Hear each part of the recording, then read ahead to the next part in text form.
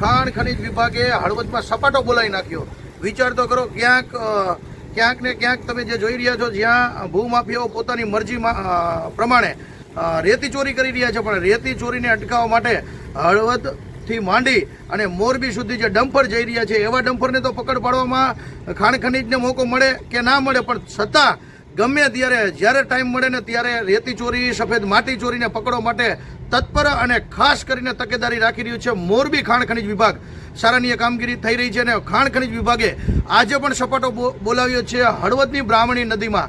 મિત્રો, શરમની વાત તો એ છે, જ્યાં કાયદો કામ કરી રહ્યો છે એના ઉપર પણ માછલા ધોવાય એવું પણ હળવદની જનતા કહી રહી છે કે હકીકત આપણો હપ્તારાજ ચાલી રહ્યું છે. સાચું હોય કે ખોટું હોય તો રામ જાણે. ક્યાંક ખાડો ખોદે તો કોઈ પડે, એ વાત સાચી છે, પણ આ જે જોઈ રહ્યા છો મિત્રો, એ મશીનો, ડાલા મોટા મશીનો બ્રાહ્મણી નદીની અંદર કોને પૂછીને અંદર ઘૂસ્યા છે, એક ચર્ચાનો વિષય છે.